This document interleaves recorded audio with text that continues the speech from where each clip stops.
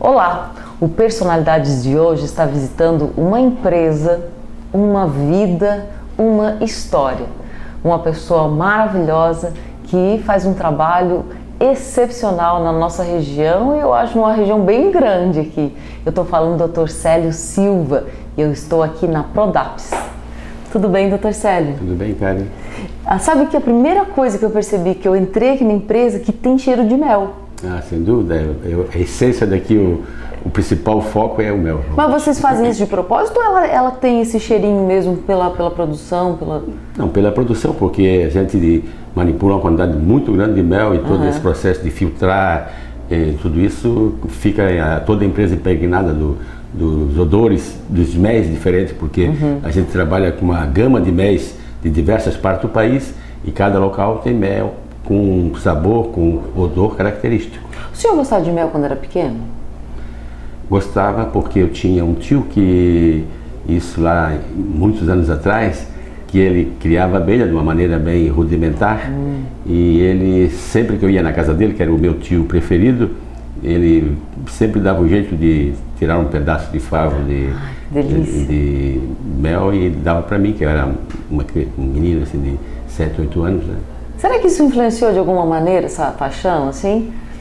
Talvez de uma maneira meio subconsciente, porque depois eu desenvolvi minha atividade profissional por muitos anos, que eu sempre me dediquei a análises clínicas, né? E até que um dia isso reapareceu, talvez. E como é que foi esse ressurgimento da história do mel, de abelha e tal na sua vida? Como é que chegou? Foi um pensamento seu? Alguém deu uma ideia? Olha, na realidade, nessas alturas, isso foi mais ou menos nos anos 90, que apareceu um enxame ali em casa e eu me interessei de captar esse enxame, né? Mas como eu não entendia absolutamente nada, até fiz coisas absurdas, fui numa vizinha pegar um pouco de mel para ver se eu conseguia pegar esse enxame, né? Então, sem menor conhecimento. Então, em razão da frustração, é que eu me propus a aprender alguma coisa para conseguir realizar o que eu tinha tentado fazer e não tinha conseguido. Aí você foi estudar, assim? Depois eu comecei a estudar e depois também eu trabalhava no meu laboratório um outro colega, o Niraldo, e a gente achou que poderíamos ver esses produtos apícolas não como só um alimento, que o mel realmente é um alimento, mas uma porção de outros produtos, como o pólen, como o própolis, como o próprio veneno, nós poderíamos, em função da nossa formação de farmacêutico e bioquímico, de desenvolver alguns produtos, tanto como cosméticos, assim, são produtos que com alguma atividade não só nutritiva, mas biológica também, né? Então, essa foi a nossa proposta inicial, de começar não uma empresa de manipulação de mel, tal, de produção, ou de trabalhar com mel em si, mas trabalhar com produtos derivados, tendo como ativo os produtos da colmeia, produtos apícolas. Então, disso aí, eu fiz uma opção de viagem, fui em Cuba, em Israel, então, sempre olhando essa parte que a gente dizia assim, apiterapia, né? Seria assim, produtos com atividades terapêuticas com base no produto da colmeia. Então, esse foi o foco inicial da nossa primeira empresa. E ela já começou chamando Prodaps? Na realidade, no começo era Apis nativa, depois Prodaps é um nome de fantasia, né? E o que é Prodaps? Tem um significado? Apis vem de um radical, Apis, de abelha do latim, né? Por isso tem apicultor. Então, cultor, quem cultua, ou quem produz, quem trabalha com abelha. Então, api quer dizer abelha. Então, Prodaps, produtos apícolas, vamos dizer assim. Ficou muito bom o nome. Estilizar um pouquinho, botamos o Y e tal, né? Porque Apis é o nome certo de abelha em latim. Agora o senhor tem que admitir que já foi picado por abelha. Sem dúvida. Já? Muitas vezes, né? Muitas vezes? Muitas vezes.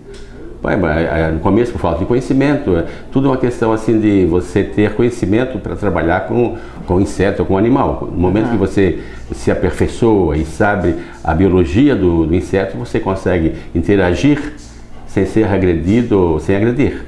Mas no começo sempre se leva algumas picadas e mesmo assim os próprios apicultores eventualmente levam, por isso tem que estar sempre fardado, sempre tem que ter uma boa vestimenta, máscara, luva, isso é no dia a dia dos apicultores é obrigado a ter. Por melhor que seja o manejo, sempre há a eventualidade de você amassar uma abelha e mesmo porque no momento que você vai retirar, porque a abelha não é agressiva, ela é defensiva.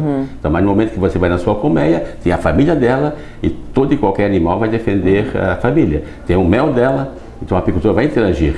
Então, a primeira coisa é ela tentar se proteger, proteger o seu ambiente. Então, ela se defende. Então, a primeira coisa que o apicultor faz é quebrar a resistência dela. Isso ele faz com fumaça. Com fumaça. Mas elas acabam com o tempo, como é que eu vou perguntar? Elas entendem que aquele processo vai se repetir ou elas sempre reagem igual? A abelha tem uma vida curta. A abelha vive 40, 45 dias. Mas não chega então a ter duas vezes Não, até pode, durante uma safra, interage 2 vezes, porque numa safra o apicultor pode fazer mel de 15 dias. Mas isso não quer dizer que a abelha vai entender. Não há tempo dela. Existem abelhas mais defensivas e menos defensivas. Por exemplo, as abelhas europeias são abelhas muito mais mansas. Não vou dizer mansas, são menos defensivas. O apicultor pode interagir com um pouquinho de fumaça, tal. As nossas abelhas aqui no Brasil são abelhas africanizadas. Então elas são mais defensivas. E por isso, uma época, quando entrou essas abelhas aqui no Brasil, a apicultura praticamente desapareceu. Porque ninguém sabia mexer com ela. Perigo. Foi um colapso total. Isso foi em 1950, mais ou menos. Mas foi uma introdução natural? Foi um pesquisador que hoje em dia é bem velhinho. Ele trouxe algumas colmeias, alguns núcleos da África para fazer uma pesquisa. E essas abelhas, elas fugiram do controle dele. E isso foi uma invasão em todo o Brasil. E eram terrivelmente defensivas na época. Hoje em dia elas são africanizadas. Houve uma mistura dessa abelha que foi introduzida com a abelha que nós tínhamos aqui. A Apis não é uma abelha brasileira. A Apis já foi trazida pelos italianos, pelos alemães. Nossas abelhas são abelhas sem ferrão, que existem naturalmente aqui. As abelhas com ferrão são todas elas exóticas. Então as nossas não têm ferrão? As nossas não, nós temos mais de 250 espécies de abelhas, mas todas sem ferrão. Então no Brasil até a abelha não é. Não. A abelha até a abelha é mansa da brasileira, não é só o povo. Mas só que a produção é muito pequena delas, né? É um outro tipo de abelha, um outro tipo de manejo. Existem alguns apicultores que chama-se meliponicultores, que trabalham com essas abelhas nativas. Que são muitas, mas tem algumas selecionadas. As abelhas que nós trabalhamos são abelhas melíferas. E essas todas são abelhas ou europeias, alemãs, ou italianas, cárnicas, assim por diante. E agora a africana, que foi introduzida da África. Então não são nossas, são exóticas. Mas vou voltar um pouco assim na sua história. Onde é que o senhor nasceu? Onde é que passou a infância? Eu nasci em São João Batista. São João Batista. E passei minha infância até 9 anos em São João Batista. E depois fui para o seminário em Azambuja. Fiz, naquela época, eu fiz o primário em São João Batista, depois fiz o ginásio na época, lá no seminário, depois fiz o científico, na época tinha em Blumenau, e depois que vim para Florianópolis fiz a faculdade de farmácia e bioquímica. E como é que aconteceu de vir parar em Araranguá? Bom, porque de Florianópolis, na época, eu estava me formando, 2 padres que viviam, que eram os vigários de Praia Grande, Frei Gervásio e Protásio, que eram gêmeos, né? Eles foram lá no hospital onde eu estagiava à procura de alguém que viesse trabalhar na Praia Grande. Que genial! E por acaso a gente se encontrou mas tem outra história assim, que 2 anos antes eu tinha vindo fazer um projeto em Sombrio. Eu trouxe o mini laboratório e fiquei 2, 3 meses em Sombrio. Na época não tinha nada em Sombrio, era só um pequeno hospital, mas não tinha laboratório. E em função, depois, quando o padre me encontrou, eu já conhecia aquela região. Então, por isso vim trabalhei de 69 até 74 em Praia Grande. Olha, o senhor não sabe, evidentemente, mas eu sou de Praia Grande e conheço muita história, porque o Frei Protásio e o Frei Gervásio, eles foram pessoas extraordinárias, de uma inteligência, de uma visão ampla, né? Não só para Praia Grande ganhou muito por eles terem morado lá, mas a região toda, só em ter procurado e trazido o senhor já mostra o quanto eles foram extraordinários. E o que trouxe, assim, o que mais lhe comoveu em assumir assim, eu acho que eu vou com os padres, eu vou seguir, vou ver o que eles querem, o que ele trouxe para cá? O senhor era solteiro na época? Eu, na época, quando me formei, em seguida me casei e vim morar já casado em Praia Grande. Ah, é? Em 69. Me casei em 4 de janeiro de 69 e comecei a trabalhar no mês seguinte na Praia Grande.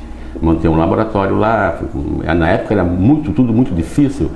Hoje em dia os laboratórios, eles funcionam assim, são aparelhos modernos, com equipamentos, reagentes. Naquela época tudo era feito. Só vou lhe dar um exemplo assim, ó.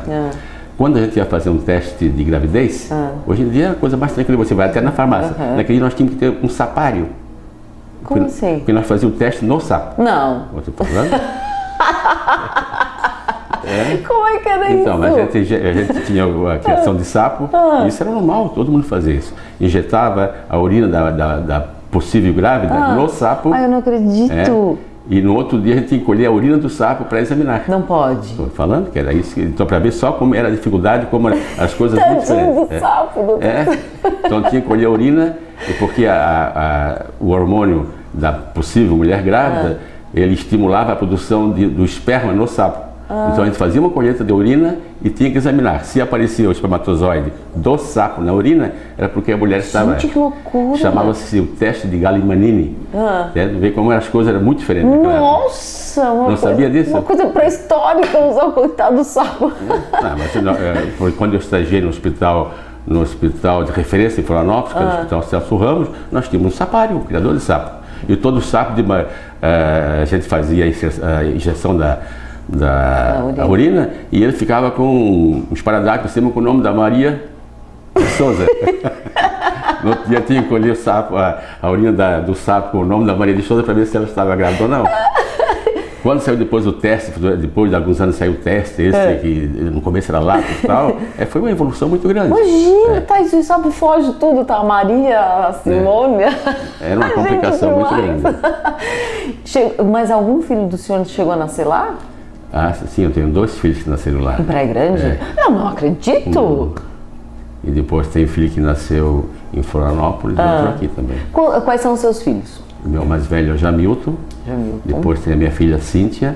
Depois o Tarciano. E o mais novo nasceu aqui, que é o Lissandro. E o que o senhor tem assim de lembrança mais remota da sua adolescência? Assim, como é que foi a adolescência? Você era muito estudioso?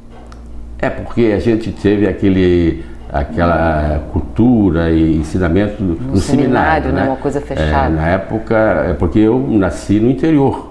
E lá naquela minha região, uma das pessoas que ficou famosa foi um que se formou padre, que era o padre Edgar, que hoje em dia está perto dos 100 anos, eu acho, é vivo ainda.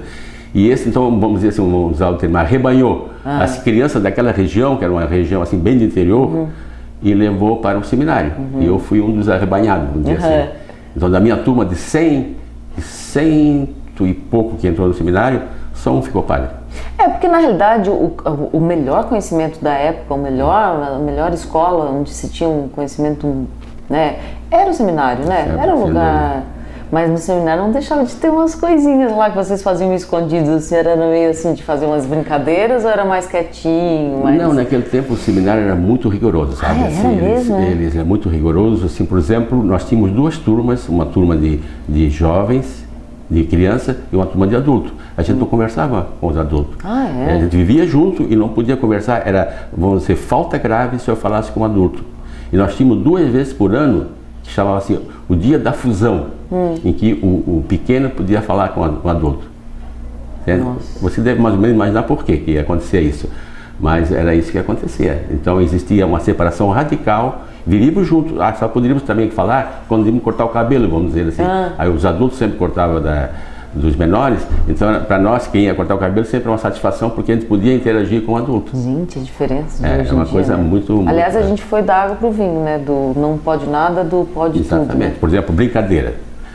Mesmo entre as crianças, na época, a gente não podia... Uma outra falta grave era a brincadeira de mão.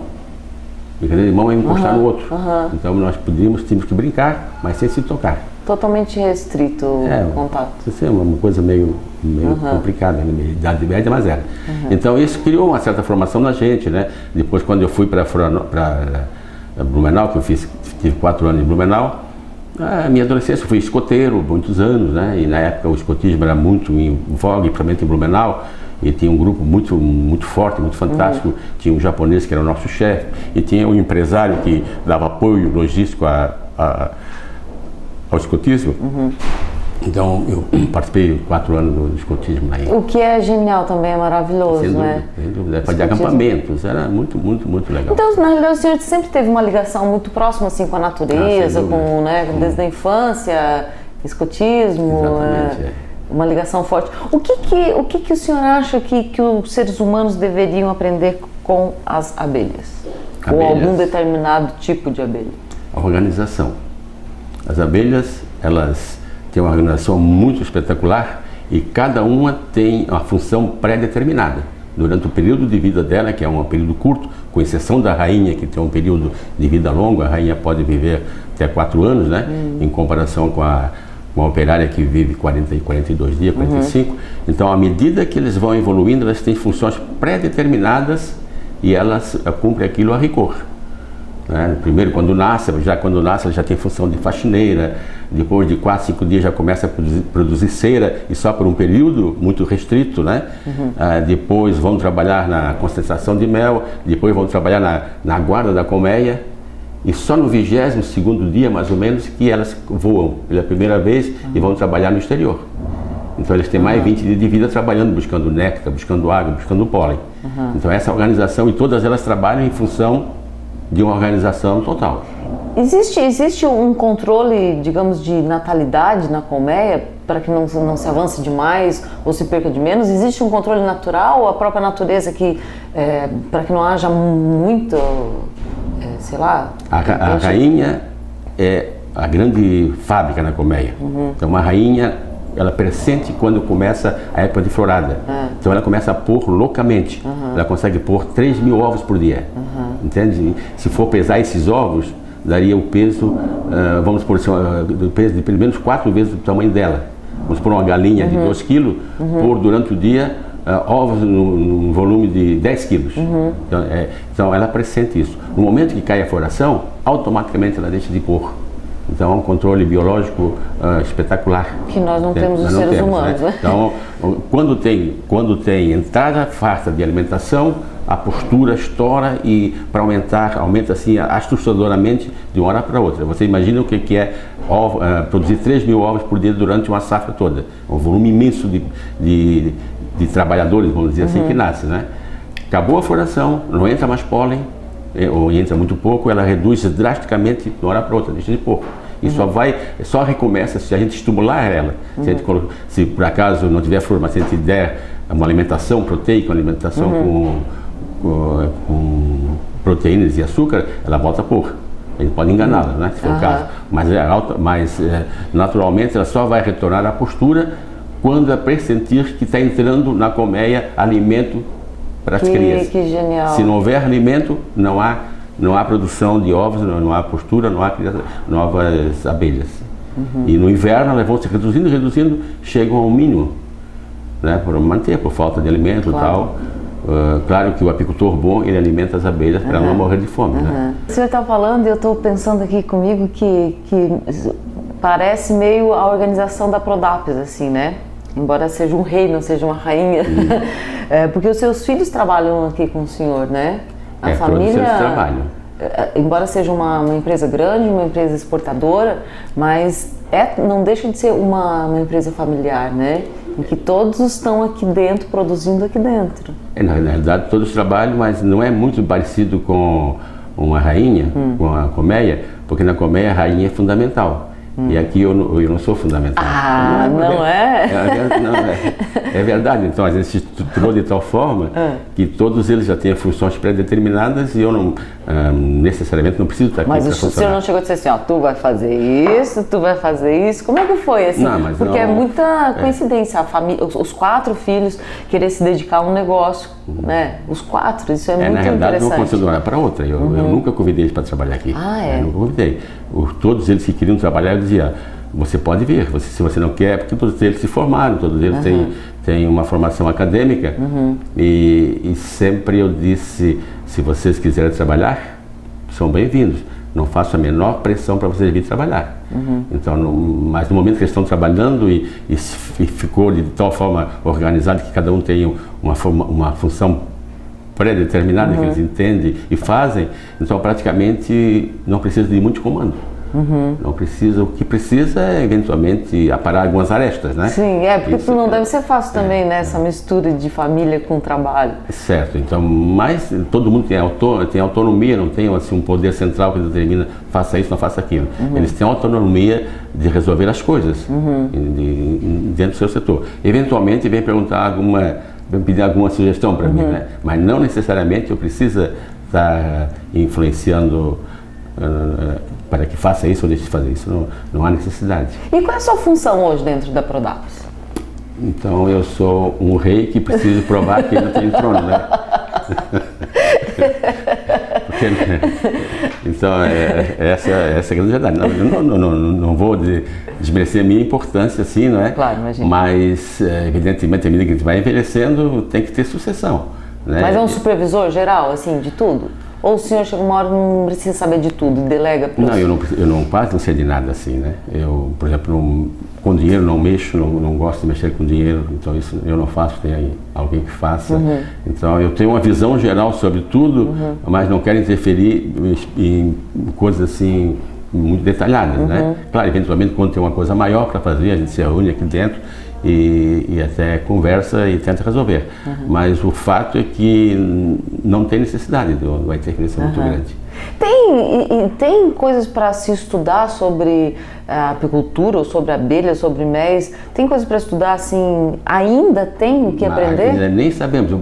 A apicultura brasileira está só engatinhando. Nós quase não sabemos nada de apicultura, nós produzimos muito pouco em relação aos outros países. Por exemplo, esse final de semana eu estive em Itapiranga participando do encontro de apicultores. A apicultura é uma área muito organizada.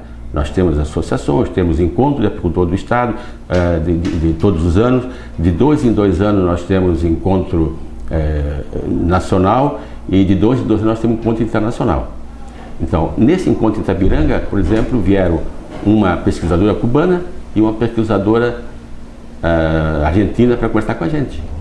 Então, nós precisamos caminhar muito. Por exemplo, agora, a rainha, eu falei para você que vive 5 anos, mas depois de 2 anos ela passa a ser uma senhora idosa. Entra na menopausa. Então, ela começa a não produzir mais. Então, a gente tem que trocá-la. Infelizmente tem que matar, mata e introduz uma rainha nova. Por exemplo, nós estamos com um projeto no Maranhão, nós temos uma filial no Maranhão, e lá nós estamos com um projeto, nós estamos produzindo 350 rainhas por semana e distribuímos para o apicultor. Aí o apicultor, ele orfana a colmeia dele e introduz uma rainha nova. Aí existe toda uma técnica para introduzir. Nossa! Se você for introduzir essa rainha sem ter técnica, aquelas rainhas matam a nova, porque elas têm um instinto de preservar o DNA, o gene dela. Claro. Então tem toda uma artimanha para enganar a abelha, para ela aceitar a nova rainha. Nossa, então na realidade é um segmento muito vasto, muito especializado, né? Muito especializado. Tem quantas coisas que dá para se Então assim, só para você ter uma ideia, a nossa média de produção de mel no Brasil não passa de 20 quilos por colmeia ano, quando fixo. Eu tenho apicultores, parceiros nossos no Canadá, que produzem 150 quilos. Entende? Quando eu cheguei aqui em Aranaguá, em 74, o pessoal aqui produzia 20 quilos de arroz por hectare. E hoje quanto produz? Nossa! 880 ou 200 sacas. O hectare é o mesmo tamanho. O que é que mudou? Seleção, método de trabalho, tecnologia. Então a apicultura está na mesma fase. Meu pai tinha uma vaca de 7 litros de leite que achava uma ótima vaca, a melhor vaca. Hoje em dia, quem trabalha com leite, se a vaca não der 25, é uma vaca descartável. entende? Então tudo isso nós temos que melhorar. E a gente tá só na metade dessa história. Eu tô aqui na Prodapes em Araranguá conversando com o Dr. Célio Silva. Não sai daí, a gente volta já já.